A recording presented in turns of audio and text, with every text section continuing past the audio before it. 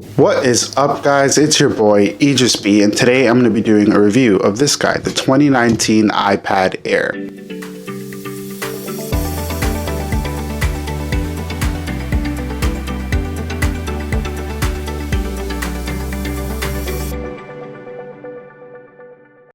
Now, before I even start the review, I just want to give you guys a reminder to make sure that you subscribe if you can. It'll really help me out. My channel is mostly about tech, reviews, all that stuff. So if it's not too much to ask, go ahead and hit the subscribe button. Now, let's get right into it. Some of you might be looking at this guy, the 2019 iPad Air. So I thought I'd just do a review of it and my thoughts of the iPad Air. So let's get into the specs. This guy is rocking a 10.5-inch Retina display. It has 264 pixels per inch. It has a fingerprint sensor, and this is the second generation fingerprint sensor. It has an 8 megapixel back camera, and it has a 7 megapixel front camera. It has Wi-Fi and cellular, and it's powered by an A12 chip. Some other things is it has the dual speakers at the bottom and a 10-hour battery life, which I'll talk about later. So let's start talking about the display. So this thing features a 10.5-inch display. Now this is a bit more than the 10.2-inch model, and really it's not that noticeable. My cases, or one of my cases, actually fits the 10.2 iPad and this guy. I mean, it's a little bit off, but still just lets you know how small the difference really is. But getting back to the display, it's actually a beautiful display. It's crisp. The colors are very vibrant. It has a wide color gamut. Compared to the 10.2 iPad, again, the colors are not that different. It's just a little bit more vibrant, but overall, you get a good display with this thing. If for reading and all that stuff, it's really good because this has the laminated display. So the display being laminated, what that means is that the glare and stuff like that, if you're in bright light, it looks a bit better. Text and videos and all that stuff look a bit better on this iPad. This iPad is not the best for photographers. It's still good. You could really edit photos on this and not really have to worry about your color accuracy being too off in comparison with either older iPads or the iPad 10.2 inch. It's no iPad Pro, but it's still pretty good.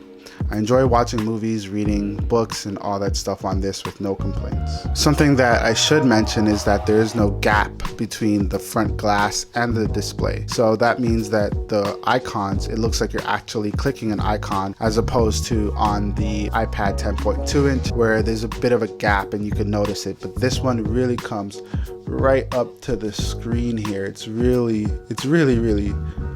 crazy that it's really that close. But it looks good. Let's start talking about the battery life of this thing. This thing has a 10-hour battery life. Well, that's the standard across all of the iPads. They all give you the 10-hour battery life. But this thing is really good. I mean, it keeps up to it.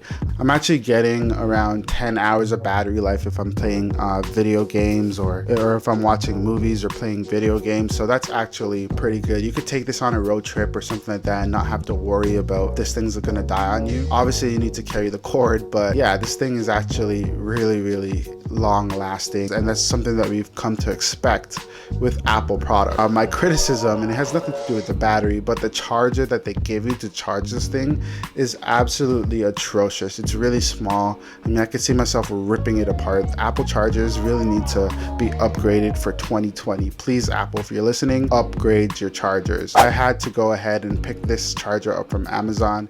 It's a bit thicker, and I have the links in the description below. So let's get into the design of this thing. This thing is super slim. Like, look at it, and it's easy to hold, really lightweight in comparison to the regular iPad or the iPad Pro. The only iPad that is lighter than this is the iPad mini. That should tell you something. This thing is super slim, as I've mentioned. Speaking of the design, it's really the same design that we are used to with Apple product. The space gray is a bit darker from what I can tell from previous iterations. Other than that, this is the iPad that we have come to know. They've went ahead and added the smart connector to the iPad. It's still the same iPad that we're used to. It's got the headphone jack, still has the lightning port, but this thing is still a beautiful thing to look at. It looks great when you're reading or just holding it. I have to use a case because I'm afraid to scratch it. I mean, the design is super sleek, super modern. If I could have it my way, it would have the Pro design where it has the smaller bezels all around.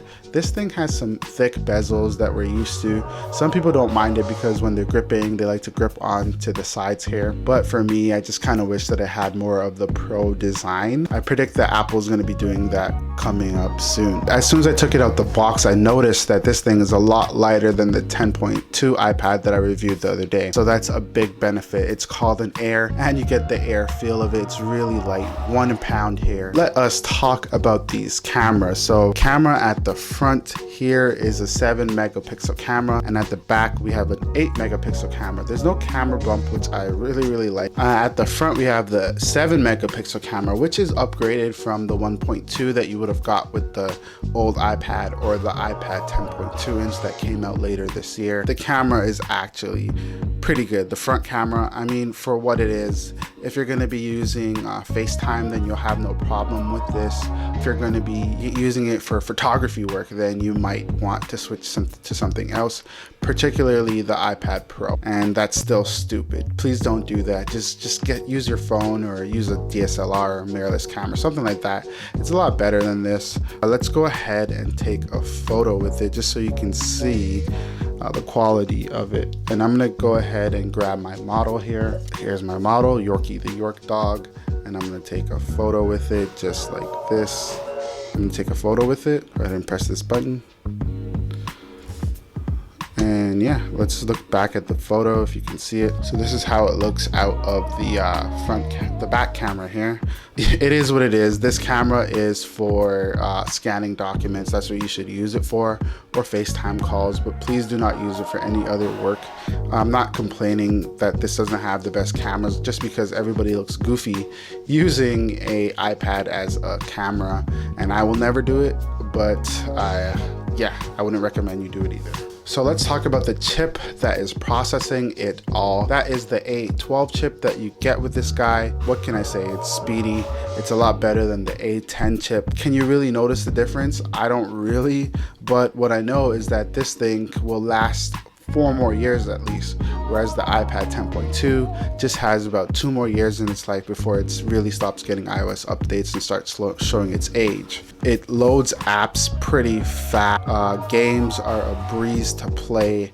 No complaints here with A12 chip. If you could look up the Geekbench scores. I'm not going to throw it on here, but you just need to know that this thing will pretty much not lag. It's pretty powerful in what it can do. That alone might be a reason for you to pick this up over the 10.2 iPad, even though it's a lot cheaper. And let's talk about iOS. There's not much to say about iOS. It's something that we just have and we're used to. But with this guy, we get the iPad OS. That's actually very different from the other one. You can do multitasking, which you could have done for a while, but something that I found out that you can do is, let's say that you have a tab open already. You could open another window and just use 2 Safari tabs all at once. So that's actually pretty cool. You can use them both at once. No complaints here. So you could be doing research and, I don't know, looking at a YouTube video. So that's actually super handy, and that's something that you get with iPad OS. Other than that, you'll notice that some apps actually do take advantage of the fact that this is actually iPad OS. Instead of being a bigger version of the iOS app, you get it more tailored to the iPad here. And another crucial update to iPad OS is the fact that you can access your files from an external hard drive on this iPad. For me, I actually don't have the smart connector with me, so I cannot demonstrate it, but there are plenty of videos on that, and pretty much you get the idea. You stick it in the lightning port over here, and you're able to use the file app and see all of your files from an SD card. This is particularly important for photographers that need to look at their photos and edit on the go, maybe delete some photos, or anybody that just keeps all of their stuff on a hard drive and you want to quickly get access to it, maybe send it in an email. You can do that with this. That's actually very handy, and that's a reason why you would get this iPad for productivity.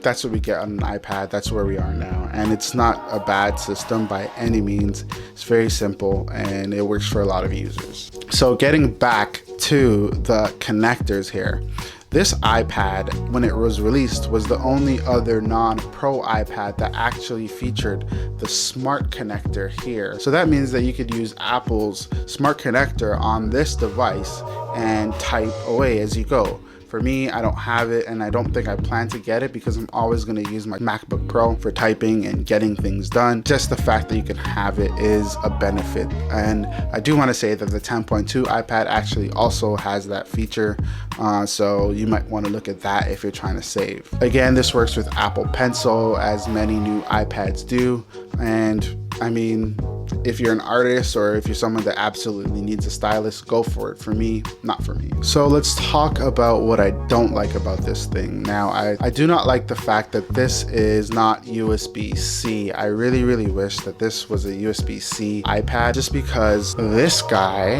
is a USB-C hub. It's got your SD card, 2 USB ports, and a micro SD card. And I could plug that into my MacBook Pro and get to editing. And I really wish that this was USB-C so I could use that in this too. Another benefit of having USB-C is the fact that you can essentially use one cable for all of your devices, and I cannot do that with this. I'm gonna have to bring the Lightning. Now, you could sidestep this by buying an adapter for it, but I really wish that Apple just straight out the gate went with USB-C here, just so I don't have to buy extra accessories and just the extra hassle of having to carry other cords. But for the most part, there isn't really much that I can say that I don't like about this thing. It's plenty fast, the screen quality is good, the speakers are loud, it's light, I could take it wherever the hell I want to go, and that's why I bought this one. Now, you might be wondering if you should pick the iPad 10.2 inch or this guy, the 10.5 inch. If you're gonna purchase this over the iPad, the 10.2 inch iPad, because of the display size difference, don't do it. It's really not that big of a difference. However, on paper, this has a better colors, and if you're a photographer, someone that really needs that, then that might be something that you'd go for.